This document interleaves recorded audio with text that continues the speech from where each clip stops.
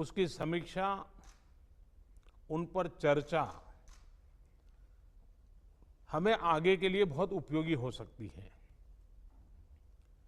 आज की इस चर्चा में मुझे भी आपसे काफी कुछ जानने का अवसर मिलेगा। ग्राउंड रियलिटी क्या है उसको समझने का अवसर मिलेगा। आज की चर्चा के निकले पॉइंट्स, आपके सुझाव देश को आगे की रणनीति बनाने में अवश्य मदद करेंगे। साथियों, किसी भी संकट से निपटने के लिए टाइमिंग का बहुत महत्व होता है।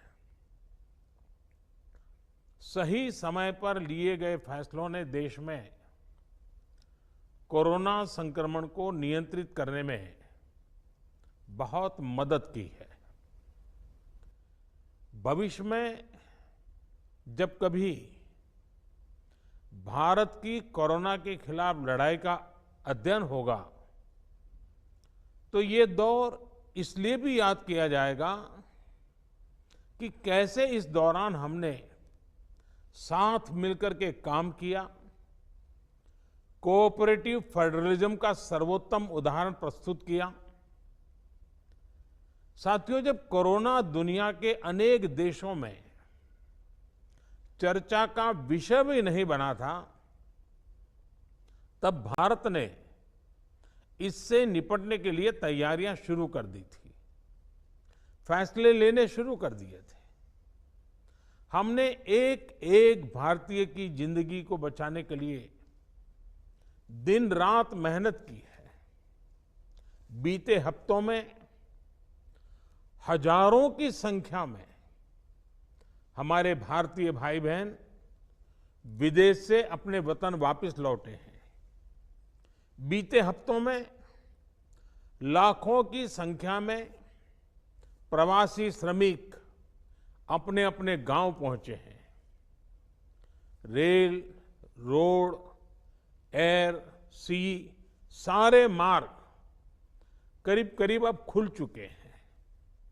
लेकिन इसके बावजूद, हमारी इतनी जनसंख्या होने के बावजूद भारत में कोरोना संक्रमण उस जैसा विनाशकारी प्रभाव नहीं दिखा पाया जो दुनिया के और देशों में कोरोना ने आफत पैदा की है। दुनिया के बड़े बड़े एक्सपर्ट्स, हेल्थ के जानकार, लॉकडाउन और भारत के लोगों द्वारा दिखाए गए अनुशासन की आज भारी चर्चा हो रही है। आज भारत में रिकवरी रेट 50% से ऊपर चला गया है। आज भारत दुनिया के उन देशों में अग्रणी है जहां कोरोना संक्रमित मरीजों का जीवन बच रहा है। कोरोना से किसी की भी मृत्यु दुखद है। हमारे लिए किसी एक भारतीय की भी मृत्यु असहज करने देने वाली है। लेकिन ये भी सच है कि आज भारत दुनिया के उन देशों में है जहां कोरोना की वजह से सबसे कम मृत्यु हो रही है। अब अनेक राज्यों के अनुभव आज आत्मविश्वास जगाते हैं कि भारत कोरोना के इस संकट में अपने नुकसान को सीमित करते हुए आगे बढ़ सकता है, अपनी अर्थव्यवस्था को तेजी से संभाल सकता है। साथियों, बीते 2 हफ्ते के अनलॉक 1 ने हमें एक बड़ा सबक ये भी दिया है कि अगर हम नियमों का पालन करते रहें, सारे दिशा निर्देशों को मानते रहे, तो कोरोना संकट से भारत को कम से कम नुकसान होगा। इसलिए मास्क या फेस कवर, उस पर बहुत ज्यादा जोर देना अनिवार्य है, आवश्यक है। बिना मास्क या फेस कवर के घर से बाहर निकलने की अभी कल्पना करना भी सही नहीं है। ये जितना खुद उस व्यक्ति के लिए खतरनाक है, उतना ही उसके आसपास के लोगों के लिए भी। इसलिए 2 गज की दूरी का हमारा मंत्र हो, दिन में कई बार 20-20 सेकंड के लिए साबुन से हाथ धोने की बात हो, सैनिटाइजर का इस्तेमाल हो, ये सभी बहुत गंभीरता से किए जाने चाहिए। खुद की सुरक्षा के लिए, परिवार की सुरक्षा के लिए, विशेषकर घर के बच्चों और बुजुर्गों की सुरक्षा के लिए ये बहुत जरूरी है। अब तक लगभग सारे ऑफिसेस खुल चुके हैं। प्राइवेट सेक्टर में भी लोग ऑफिस जाने लगे हैं। बाजारों में, सड़कों पर भीड़ बढ़ने लगी है। तो ये सारे उपाय ही कोरोना को तेजी से फैलने से रोकने में मददगार होंगे। थोड़ी सी भी लापरवाही, थोड़ी सी भी ढिलाई, अनुशासन में कमी कोरोना के खिलाफ हम सभी की लड़ाई को कमजोर करेगा। और इतने दिनों की जो तपस्या है, उस पर पानी फिर जाएगा।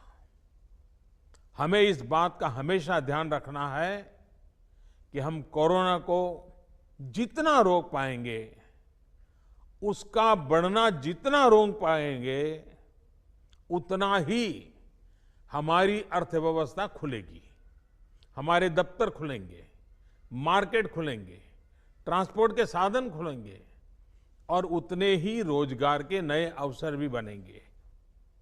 साथियों, आने वाले दिनों में अलग अलग राज्यों में इकोनॉमिक एक्टिविटी का जिस तरह विस्तार होगा, उससे मिले अनुभव दूसरे राज्यों को भी बहुत लाभ पहुंचाएंगे।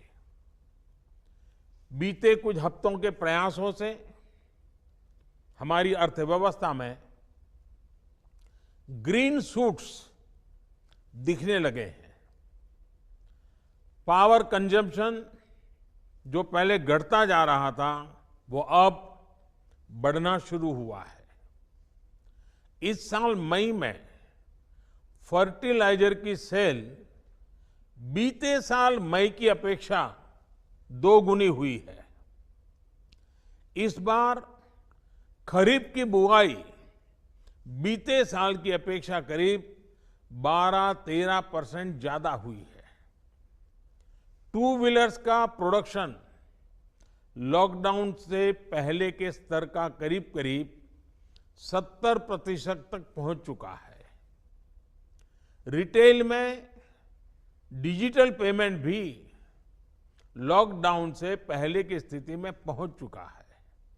इतना ही नहीं, मई में टोल कलेक्शन में बढ़ोतरी होना इकोनॉमिक एक्टिविटी में वृद्धि को दिखाता है। लगातार 3 महीने तक एक्सपोर्ट में कमी के बाद जून में एक्सपोर्ट फिर से बाउंस बैक करके पिछले साल के प्री कोविड पीरियड में पहुंच गया है। ये तमाम संकेत है जो हमें प्रोत्साहित कर रहे हैं, आगे बढ़ने के लिए प्रेरित कर रहे हैं। साथियों, आप में से अधिकतर राज्यों में एग्रीकल्चर, हॉर्टिकल्चर, फिशरीज और एमएसएमईज का हिस्सा बहुत बड़ा है। आत्मनिर्भर भारत अभियान के तहत बीते कुछ दिनों से इन तमाम सेक्टर्स के लिए अनेक प्रावधान किए गए हैं। एमएसएमईज को सपोर्ट करने के लिए अनेक फैसले हाल में लिए गए हैं। समयबद्ध तरीके से एमएसएमईज को बैंक से क्रेडिट दिलाने का प्रयास हो रहा है। 100 करोड़ रुपए तक के टर्नओवर वाले उद्योगों को 20% अतिरिक्त क्रेडिट के ऑटोमेटिक इंक्रीज का लाभ दिया गया है। अगर हम बैंकर्स कमिटीज के माध्यम से ये सुनिश्चित करेंगे कि उद्योगों को तेजी से क्रेडिट मिले तो वो जल्द से जल्द काम शुरू कर पाएंगे, लोगों को रोजगार दे पाएंगे। साथियों, हमारे यहां जो स्मॉलर फैक्ट्रीज हैं, उन्हें गाइडेंस की, हैंड होल्डिंग की बड़ी जरूरत है। मुझे पता है आपके नेतृत्व में इस दिशा में काफी काम हो रहा है। ट्रेड और इंडस्ट्री अपनी पुरानी रफ्तार पकड़ सके, इसके लिए वैल्यू चेंज पर भी हमें मिलकर काम करना होगा। राज्यों में जहां कहीं भी स्पेसिफिक इकोनॉमिक एक्टिविटी पॉइंट्स हैं, वहां 24 घंटे काम हो, सामानों की लोडिंग अनलोडिंग तेजी से हो, एक शहर से दूसरे शहर तक सामान जाने में स्थानीय स्तर पर किसी तरह की दिक्कत ना हो, तो इकोनॉमिक एक्टिविटी और तेजी से बढ़ेगी। साथियों, किसान के उत्पाद की मार्केटिंग के क्षेत्र में हाल में जो रिफॉर्म्स किए गए हैं, उससे भी किसानों को बहुत लाभ होगा।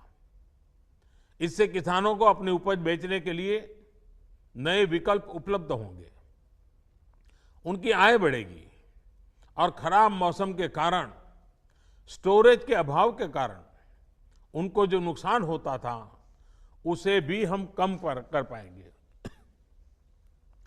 जब किसान की आय बढ़ेगी तो निश्चित रूप से डिमांड भी बढ़ेगी और राज्य की अर्थव्यवस्था की गति भी बढ़ेगी।